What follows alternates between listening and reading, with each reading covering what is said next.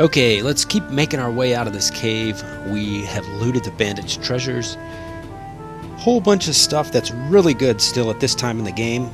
And we have to face a bunch of these guys that do sand cyclone and other things like that. So we definitely want to top up our party because even at this stage, they're pretty deadly. The sand phantoms will debuff you and make you more vulnerable to their sand cyclone attack, and then they will kill you, well, or at least half kill your party in like one mean attack, one AoE attack.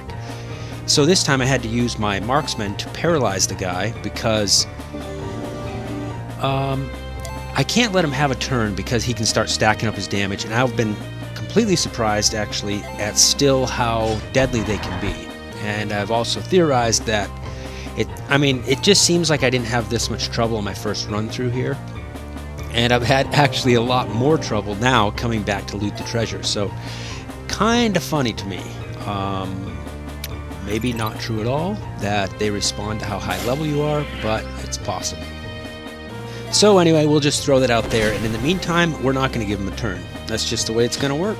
We're going to keep stunning them and sleeping them and paralyzing them and all those kinds of things so that we can exit this cave and move on with the main quest. The main quest at this time is to head down to Aermyth and hop up on the floating isle. So we need to figure out how to get to the air zone and what that place is going to be like, what the monsters up there will be. And we've got to get some additional pieces for our main quest, our gathering items basically. So we'll go through these guys first and continue the charms and so on.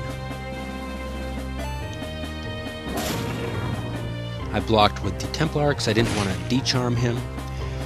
And pretty much every time his turn comes up, yep, that's what's happening. See that sand cyclone right there, how it did critical damage.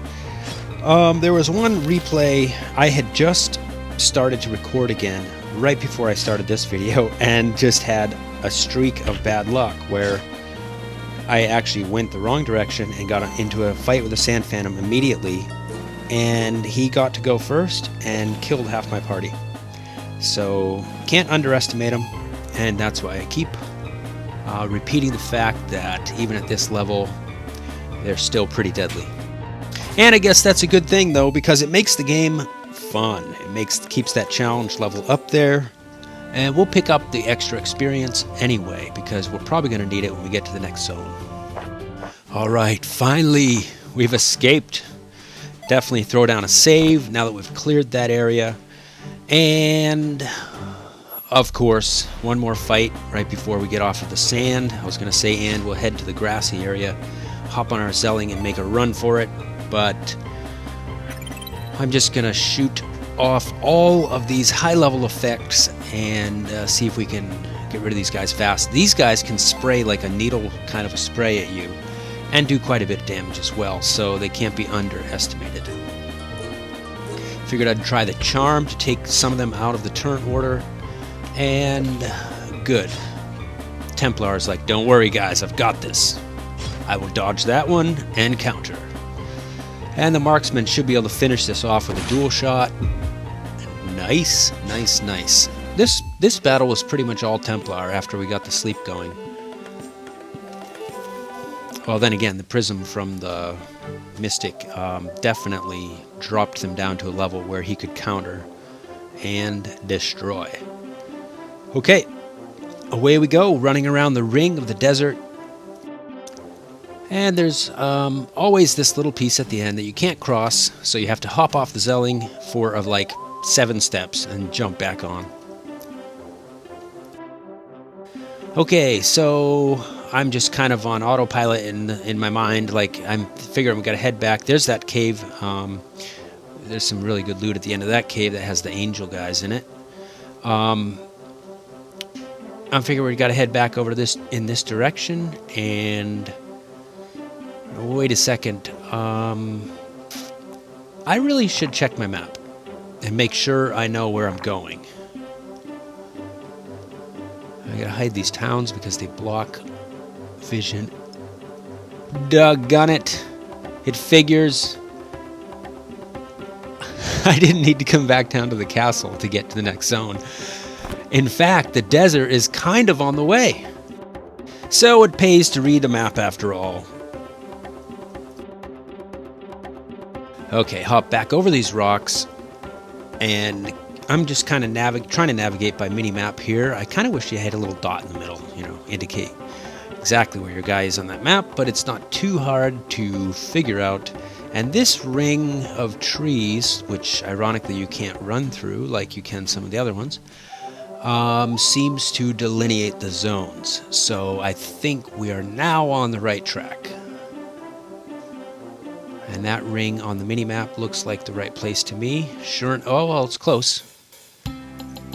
Sweet. Oh, look at that little airship in the background. And this is definitely Aermyth. You can see that in the back of the houses. You see his craft, it looks like. There's the invention. Okay, looks like we've found who is most likely Rizkam.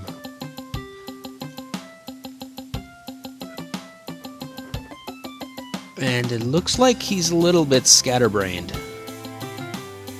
Maybe the typical inventor type, right? He's got his mind's running in 1,000 different places.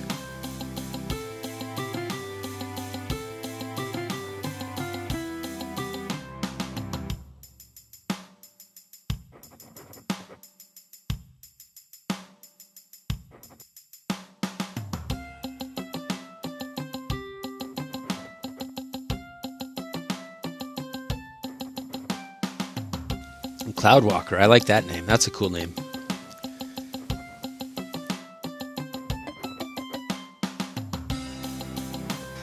And of course, there's a key component missing that we would be able to find.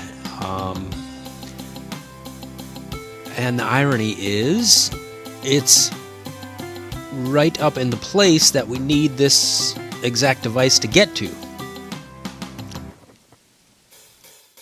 So we're stuck in a little bit of a loop here. We need other means to get up there.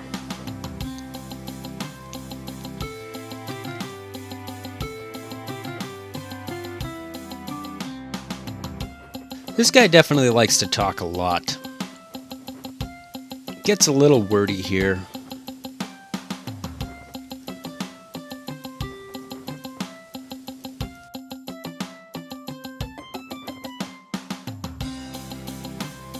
Okay.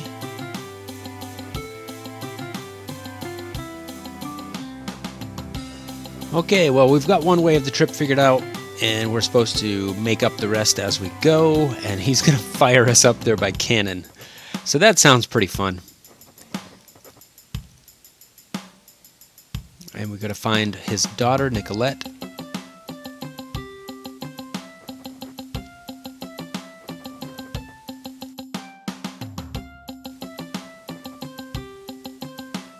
And I hope so. I hope it's our most interesting trip yet. We've had a lot of fun so far, but yeah, I'm eager for the next zone.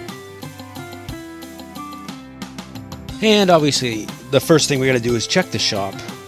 And in the back of my mind, I'm thinking there's probably another shop at the top. And there's not a lot of stuff in here anyway, so still, this looks a lot better. Yeah, critical up, damage up, only 1 speed down. So definitely grab one of those. And Staff of Night. Damage goes up, speed. Critical drops by half of its current value. Meh. I don't know, the Ono's really good. The Wing Spear is also two-handed.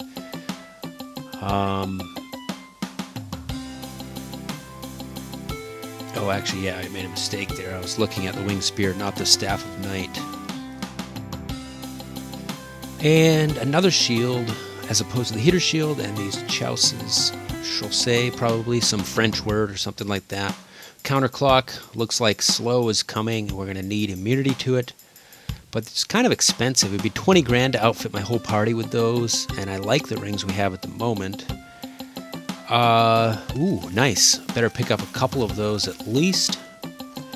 And more potions are probably helpful to have on hand.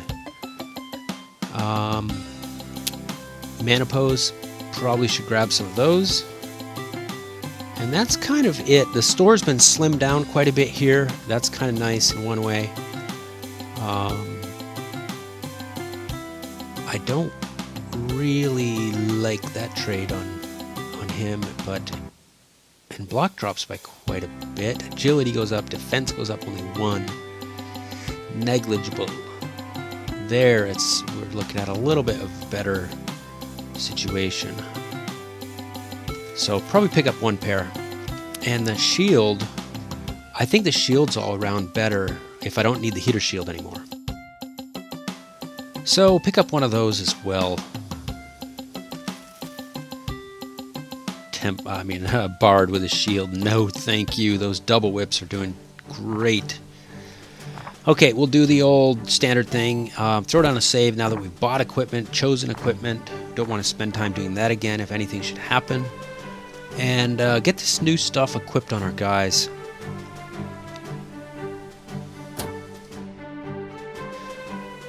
Can seem slow. I hope it's not too slow for a viewer, but it's an important part of the game, and it's a fun part of the game too, you know, upping your stats on everybody.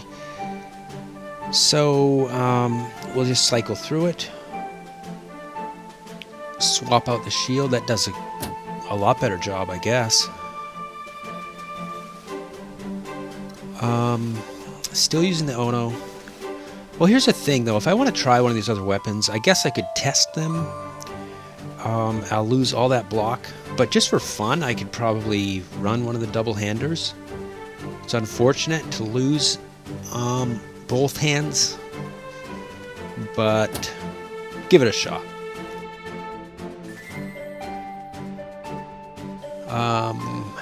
Nothing really there. We will take a look.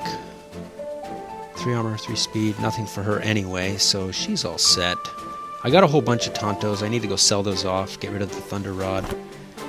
So we will do some sales really quickly and accept our new gear.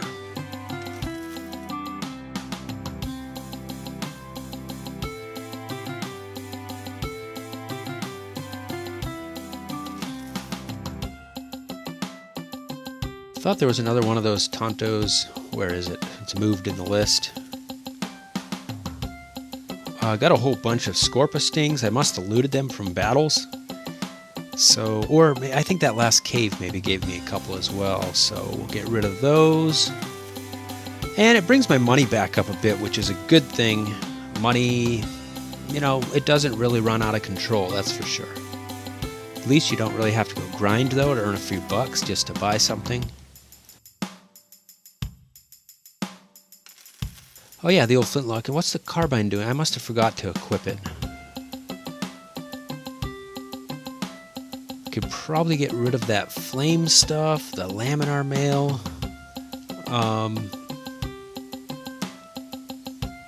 But we'll leave things as is for now. Make sure to equip that carbine. Her damage goes up, and that's a great thing. Marksman is such a solid character.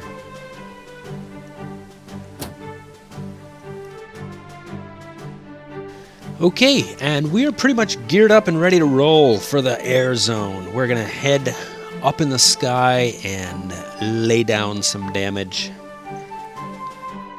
Okay, so looking at time, I don't really have time to do much more in this section of video, so we will pick up the next adventure in the next video.